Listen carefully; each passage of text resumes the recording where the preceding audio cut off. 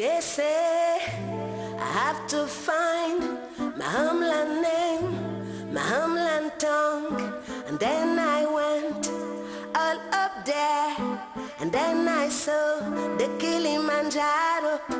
Make it to the sky, make it in the clouds, break it with the and I found a way. Kilimanjaro is the place to go, it's the homeland ground, a mystical sound.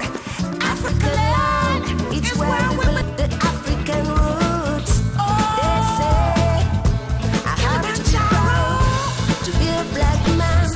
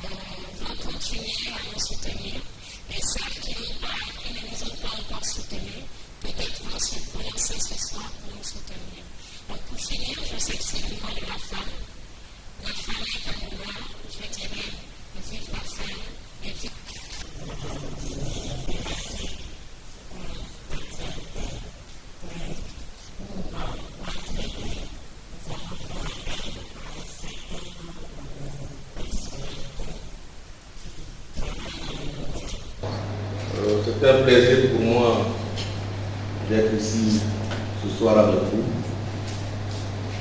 J'ai bien aimé quand mon ami Thierry Béné m'a demandé d'intervenir dans ce panel pour parler un peu de ce que le Bureau international du travail fait en matière de promotion de l'entrepreneuriat féminin. Vous savez, vous avez pu l'apprendre. Le Bureau international du travail, l'Organisation internationale du travail, elle a été créée en 1919. Sa constitution est essentiellement dominée par la déclaration de Philadelphie. Cette déclaration qui a été adoptée, la seule agence ou la seule organisation du système des Nations Unies.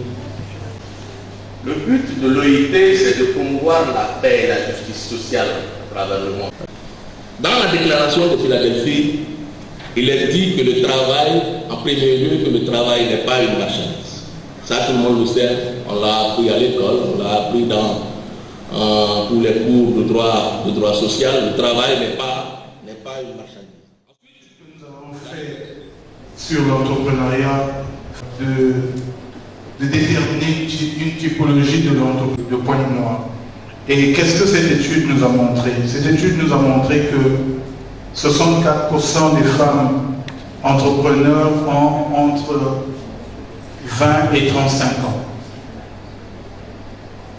Et que 65% de ces femmes se sont arrêtées au secondaire et sont pour la plupart célibataires. Par contre, nous avions 60% des femmes qui choisissent d'entreprendre dans le commerce et 11% dans le service. À la question de savoir si elles ont eu des difficultés au démarrage, 78% des entrepreneurs déclarent avoir fait face à des difficultés au démarrage. Et comment ont-elles démarré leur business? 84% de ces femmes entreprennent sur fonds propres. Et quelle est la structure juridique qu'elles choisissent pour la plupart? Et 78% des femmes entrepreneurs créent des entreprises individuelles. Donc voilà, en ce qui concerne la typologie des femmes entrepreneurs. Ça, c'est le résultat d'une étude que nous avons menée. Cette étude, elle a porté sur plusieurs autres paramètres, mais je pense que les plus pertinents pour ce qui nous concerne aujourd'hui, ce sont les résultats que je viens de vous donner. L'entreprise est amenée à ce qu'ils se mettent à exercer leurs fonctions comme il se doit, c'est-à-dire par les règles applicables par la loi. Et de deux, et comme c'est une femme, quand c'est toujours une femme qui a la tête sur tous les hommes, quand vous avez surtout les hommes, les femmes encore, ça peut passer, mais les hommes acceptent difficilement que ça soit une femme. Mais ceci dit, il faut reconnaître, comme le disait Monsieur le Président, que ce n'est pas toujours facile de faire marcher les associations. Je ne sais pas comment ça se passe pour les associations d'hommes, mais en tout cas pour les associations de femmes, c'est pas évident et il faut effectivement se sacrifier, prendre sur soi, prendre même sur sa famille, et c'est 2, 3, 4 personnes qui réellement s'engagent pour faire marcher l'association. Bon, mais c'est une question idéale, des objectifs à atteindre. Donc il faut bien qu'il y ait un petit nombre qui se sacrifie pour l'intérêt général. Et c'est ce que nous avons fait au niveau de l'association des femmes juristes. Alors on a 2 chargés d'études qui s'occupent essentiellement d'accompagner les créateurs d'entreprises et puis de faire des formations, notamment germe, puis diagnostic. On a un pôle qui nous touche particulièrement, c'est le pôle marketing et marketing. Parce que dans le montage du business plan, dans le conseil contrat d'entreprise, dans la mise en œuvre des démarches entrepreneuriales. Parce que finalement, ce qu'on est en train de dire ici, il s'agit des questions des hommes. Non pas des hommes, des hommes, la loi peut arriver, le droit peut arriver, mais encore une fois, est-ce que dans la compétence, on a besoin de dire que la compétence a un genre? Donc c'est bien. L'autorité par l'expertise, la féminité et la compétence, la féminité et la performance, la féminité a des spécificités. Est-ce que les femmes, dans notre dimension culturelle, bien sûr, il faut prendre en ligne de compte la dimension culturelle, ont la possibilité d'exprimer leurs compétences? Parce que, par essence, les femmes sont nées dirigeantes. Les femmes dirigent déjà. Elles ont déjà des prédispositions de dirigeantes. Pourquoi est-ce qu'elle n'arrive pas? Il ne s'agit pas de se mettre en situation de conflit avec les hommes. C'est pas ça. On doit être en synergie. Parce que la réussite d'une femme, c'est la réussite d'un homme. Donc il ne s'agit pas de mettre des femmes dans un autre camp et les hommes dans un autre camp. Il s'agit de trouver une approche de collaboration qui puisse faire à ce que la femme ne se freine pas. Parce que malheureusement, dans nos environnements qu'on est, on peut se poser la question, pourquoi la femme dans ces environnements-ci met beaucoup plus sa féminité en avance que par rapport à ses compétences. Parce qu'elle en a. Parce qu'on entend parler de l'entrepreneur, c'est la compétence, j'ai entendu, le dernier intervenant, c'est l'entrepreneurship, le leadership aussi, c'est-à-dire diriger, les femmes dirigeantes. Il faut avoir la capacité des leaders. On n'a pas besoin d'aller à l'école. La majorité des gens qui sont des entrepreneurs, on l'a dit tout à l'heure, n'ont pas certainement fait des longues études. C'est pas sûr. Alors donc on ne peut pas se décourager tout ça. Et se former ne signifie pas toujours aller à l'école, en guillemets, on dirait l'école des blancs. Non, la maman qui est à la maison, qui est au village, est formée. C'est de l'expérience. Et donc, il s'agit de pousser, de créer un environnement de telle sorte que la femme soit sûre d'abord, soit sûre d'elle-même, ait confiance en elle-même. Parfois, ce qu'on constate, c'est qu'on est dans un environnement qui fait que la femme n'a pas confiance en elle-même et prend des raccourcis. Je ne vais pas parler des antivaleurs, mais c'est la vérité, on n'est pas là en train de parler de tabou. Les femmes ont des compétences, il faut les mettre en avance. Donc, on a des compétences, il faut s'exprimer. C'est vrai que c'est pas facile, c'est pas une voie ouverte, il faut se faire sa place, mais femme, capacité, parce que vous gérez les hommes à la maison. Non, au grand jour, vous ne pouvez pas continuer à gérer ces hommes. On se pose des questions. Donc, c'est que je voulais passer comme message, c'est de dire d'abord que les femmes doivent se faire confiance. Avant qu'on fasse les lois, on encadre pour accompagner, qu'on fasse des discriminations positives à gauche à droite, que vous ayez confiance en vous et que vous essayez de faire par rapport à vos compétences et ne pas prendre des raccourcis à chaque coup. Parce qu'une fois dans des organisations, en entreprise privée particulièrement, il y a bien des femmes qui réussissent. Il y a des obstacles, la société est faite qu'il y ait des obstacles. Quand il n'y a pas de problème, il n'y a pas de vie. C'est vrai que la femme a une autre spécificité, mais ce n'est pas l'occasion de chaque fois tomber dans des raccourcis. C'est ça qui est le problème. Parce qu'il y a beaucoup de femmes qui tombent dans des raccourcis pour être promues. Il faut parfois passer dans des sujets un peu, parfois pas gênants alors qu'il a ses capacités. C'est peut-être l'environnement qui le pousse. Donc il faut créer un environnement qui facilite, qui empêche que les hommes agissent de telle sorte pour empêcher la femme d'exprimer sa compétence.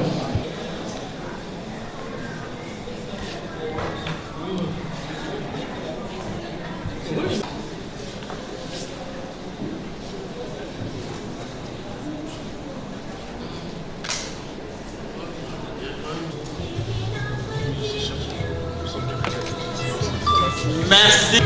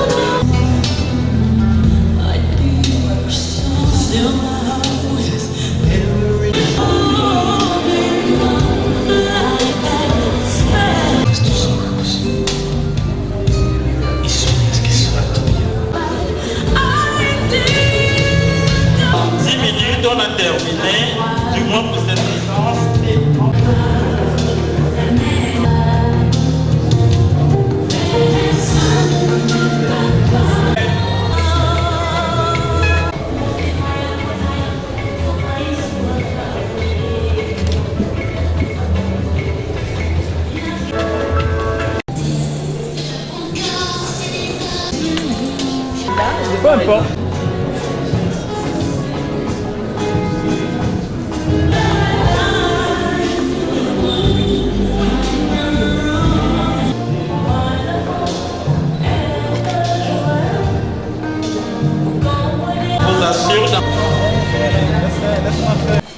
L'histoire des femmes d'aujourd'hui, c'est l'amour que j'ai toujours eu pour l'Afrique. Alors, en choisissant mon chemin artistique, je décide de m'intéresser à nos traditions, à tout ce que je n'ai pas eu accès en partant seulement à 12 ans. Et je vais le faire comme dans un rêve, je vais le faire de façon autodidacte. Je vais donc m'intéresser à tout ce dont je n'ai pas eu accès, parce que je suis née femme. Et que dans la tradition, on sépare les hommes et les femmes, comme on l'a très bien dit aujourd'hui. Ces traditions, il faudra revoir l'écriture, notre mémoire, notre histoire, comment on la vit aujourd'hui, comment on a envie d'évoluer dans ce développement durable que nous voulons tous, dans ce changement de notre Afrique que nous aimons tant. Alors, 100 000 albums. Et ce premier album, la petite histoire, c'est que mon manager de l'époque, Cyril Prieur, qui est le manager de Arnaud, de Patricia Cass, vous qui vivez dans le monde, vous savez bien ces grands artistes qui sont. C'était aussi le manager de Salignolo. Il me dit, Salignolo, la musique des jeunes talents d'Afrique que je voudrais mettre en avant. L'histoire de ma musique, c'est comme cette guitare traditionnelle parce que je n'ai pas réussi à l'apprendre ici. Je reviens au bout de 15 ans, tendre les micros aux femmes qui ont inventé un rythme qu'on appelle le bikutsi, le biakou. Elles seules se retrouvent pour raconter ce qu'elles ne peuvent pas raconter dans des cercles traditionnels, parce que déjà c'est pareil. Un côté, les hommes jouent les instruments, les autres, les femmes qui n'ont pas eu accès aux instruments traditionnels, chantent a cappella. Un homme me permet d'avoir accès. Il me dit, Salignolo, tu es une très grande musicienne, mais la tradition dit que les joueuses... Et j'arrache ce bête il y a 15 ans de ses mains. Et aujourd'hui, je suis une des calebasses avec des fibres de bananier, avec du bambou, comme trouver une autre arme plus solide pour le bête. Et il a su l'Afrique. Donc vous l'avez certainement vu. Et si vous ne l'avez pas vu dans les bras des musiciens, reste des secrets bizarrement gardés, on ne comprend pas pourquoi. Parce que ce sont des choses que nous devons dépasser aujourd'hui pour aller grâce à un autre homme. Rien ne peut se faire sans vous, messieurs. Nous avons tous bien retenu que le directeur des ressources humaines, M. Moussunda, est reprenez votre part. Merci.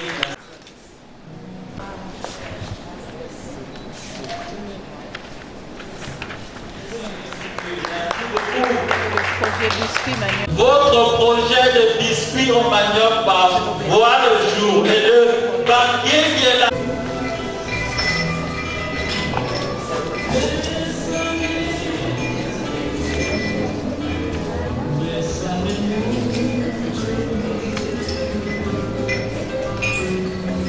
Continuez à travailler de ce bénin. Madame, elle va aussi.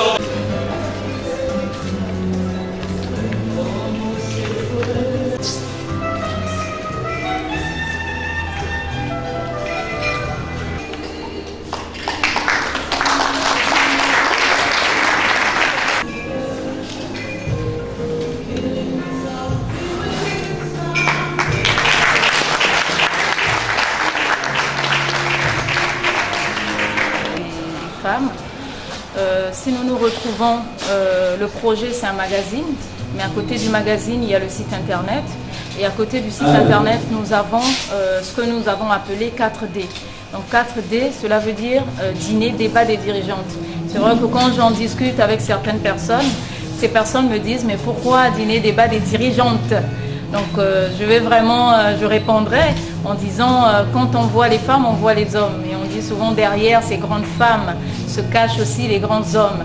Donc 4D, ça ne veut pas seulement dire que c'est la rencontre des femmes autour des thèmes, non, mais c'est la rencontre de tous les chefs d'entreprise, de tous les leaders dans n'importe quel domaine, parce que j'insiste là-dessus, même celle-là qui tient son magasin, même celle qui tient un salon de coiffure, elle est déjà leader dans la mesure où elle crée de la valeur. Et nous avons pensé à mettre ce concept, à commencer au Congo, parce que au Congo, nous n'avons pas d'initiative qui permettent aux chefs d'entreprise de se retrouver. Pour rencontrer un chef d'entreprise, il faudrait prendre rendez-vous, aller au bureau et le rencontrer. Alors qu'au cours des 4D, c'est vraiment aller à la rencontre de ces chefs d'entreprise, sans pourtant passer par les secrétaires qui, des fois, ne permettent même pas à certaines personnes de rencontrer les directeurs. Donc 4D, c'est ce concept. Et nous allons le faire peut-être chaque trimestre ici au Congo et partout ailleurs. C'est ce concept qui réunira les chefs d'entreprise autour des thèmes d'actualité. Le tout premier, nous sommes à 56. Parce qu'au départ, nous sommes partis sur la base de 100, mais 100 pages, oui. Donc pour le premier numéro, on a eu quand même des difficultés. Je pense que nous en avons évoqué, et les intervenants qui étaient là ont évoqué ces difficultés. Les femmes aujourd'hui, il y a plusieurs freins, mais il y a aussi des freins qui sont personnels et culturels. Et là, j'entends par exemple le fait que les femmes ne s'ouvrent pas, elles sont renfermées. Donc nous avons eu des difficultés, nous sommes allés à la rencontre de certaines femmes qui ne voulaient même pas nous recevoir, à la rencontre de certaines femmes qui nous disaient ce projet ne nous intéresse pas. Ces femmes vraiment renfermées, ce qui a fait qu'aujourd'hui, au lieu de 100 portraits, nous nous sommes retrouvés avec 50 portraits et automatiquement le nombre de pages du magazine a été réduit. Et la version papier ne va pas tarder. Parce que pour nous, il fallait vraiment, lors du dîner 4D, présenter le magazine. C'est ce que nous avons fait. Et même sur le site internet, la version électronique sera également sur le site internet. Mais le papier, c'est vrai qu'aujourd'hui, on parle de la réduction du papier, mais le papier, il est toujours important. Donc incessamment, vous aurez la version électronique, la version papier du magazine. Alors c'est vrai que vous effectivement, le but de ce magazine, c'est pas seulement c'est pas un magazine qui aura de la première page à la dernière page que des portraits. Non. Le magazine, c'est aussi, on achète un magazine pour s'informer, mais on achète aussi un magazine pour se former. Donc, au niveau de la ligne éditoriale, il y a une partie dotée en disant aujourd'hui le prix du baril baisse, mais il y a d'autres secteurs que nous pouvons regarder. Par exemple, l'agriculture, parce qu'on dit que le pétrole, c'est une source épuisable, mais on ne dira pas que la terre, c'est une source épuisable. La terre, elle est là. Et surtout au Congo, nous avons une terre qui est très fertile. En dehors de l'agriculture, nous avons aussi d'autres secteurs, par exemple le tourisme. Nous avons des sites touristiques au Congo qu'on peut valoriser. Le musée de Luango, par exemple, les gorges du Osso, la route des caravanes. C'est autant de sites touristiques qui peuvent vraiment apporter de l'argent au Congo. Je prends l'exemple du Sénégal. Quand on arrive au Sénégal, on a le lac Rose qu'on peut visiter, on a le lac Sali, on a l'île de Gorée, on a la statue de la Renaissance. Mais aujourd'hui, ici c'est un hôtel, mais je ne pense pas qu'on propose à ceux qui viennent à l'hôtel d'aller visiter le musée de Luango. Donc c'est autant de choses qu'on peut aujourd'hui, avec la baisse du prix du baril, regarder. C'est pourquoi le magazine Dirigeante, c'est aussi regarder ces secteurs. Bissot Zalaki na projet Ango autonomique et Ango projet Dirigeante. Et un projet Moko Eza na 3 produits Yaliboso Eza magazine, Yami Balé Eza site internet et Yami Satou Eza 4D. 4D pour Nanine parce que Tokutani Lelo na rencontre à 4D première édition. 4D Eza rencontre wana ba chef d'entreprise, ba dirigeant, ba ko se retrouver parce que Eza na ba momenté, ba chef d'entreprise va se retrouver. Ailleurs ba ngo baza na ba rencontre mais na Congo toza na ba rencontre té. Na komo na DG faut vraiment souffrir dans comment on a DG. Faut parfois le secrétaire va freiner que même comment on a DG. Et ça vraiment pas na bateau na ko rencontrer ba DG mais biso to sali vraiment concept wana pour vraiment ba DG va se rencontrer na ba question d'actualité ba discuter na yango et créer réseautage parce que ndenge ba lobaka l'union fait la force. Si to kutani, si to yebani, même na terme business ezalaka facile parce que nakoki ko benga frère nanga parce que to kutani na 4D, to sali connaissance, to échanger que ma carte de visite, même les activités na biso, to présenter les activités et faciliter aussi business. Donc vraiment ils ont projet moko. Toko s'arrêter quand na Congoté, to continuer parce que 2e édition est Kozala na Cameroun, 3e édition à magazine et Kozala na Côte d'Ivoire et enfin 4e édition à magazine na Madagascar. Mais pour ce qui est des concepts 4D, Toko Salango peut-être chaque trimestre pour vraiment se retrouver dans la dynamique ouana parce que tu prenez les lots entrepreneuriat à mi bassi et à bassi.